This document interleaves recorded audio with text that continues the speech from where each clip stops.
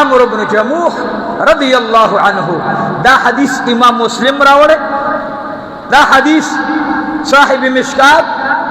پا کتاب الجہاد کے راوڑے, او دا حدیث بنور کتابونو کنی. عمرو بن جموح رضی اللہ عنہ پخپا باندی معذورو اعلانو شو چه بدر تا دا قافلی مخنی ولدی او اللہ منگتا انعام کرا کئی یود قافلونا یا دا ابی جہل قافلہ یا دا ابو سفیان قافلہ دوی لارل پا ارادہ دا یوی قافلی مخامخ شدو بل قافلی سرا دا بدر پا میدان کے چھے صحابت لل نو دا عمرو بن جموح زامن راغلل, بابا قربان بچو سدی بابا جی منگو خزو جہاد تا سک سک زی بچو اغیو تڑنبے دخلین او خطل آقا مبارک ممخ کے دے منگو ورپسیو. عمرو بن جموح رضی اللہ تعالیٰ عنہ مبارک میں وہی آقام روان دے, وہی آو آقام روان دے, وہی بچو زمزمہ اجازت آقا نو غاڑے. نبی علیہ السلام تے بچیرال فداک ابی و امی یا رسول اللہ,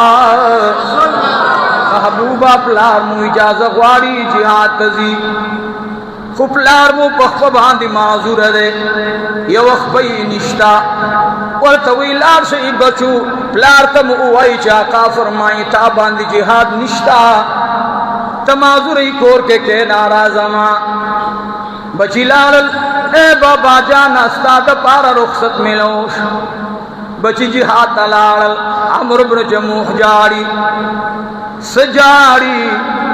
و خدا یہ جہاد کو تکلیف دے کمنگ باندھ راگ وڑ لرمی پاتی کی گی,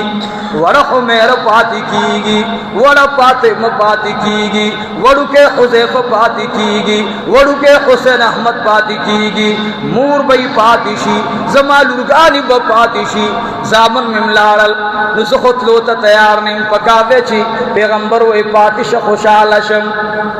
زخم نم خلاص مزل نم خلاص او لگے نم خلاص, لیکن دا سے ندا عمرو بن جموح جاری بچی لارن واپس تا بدر نبی آراز. درے سوا دیارلس صحابہ بدرین, درے سوا دیارلس رسولان سنگ چی پیغمبران و عامو کے رسولان ترجہ اچھتا دا, دارنگ دا عام صحابو کے دا بدرین ترجہ اچھتا دا. عمرو بن جموح بدرین دے او جاری عمرو بن خپاتی شو بدر تا خونا دیتا لے زامن لارل, زامن دا بدر پا میدان کے دمین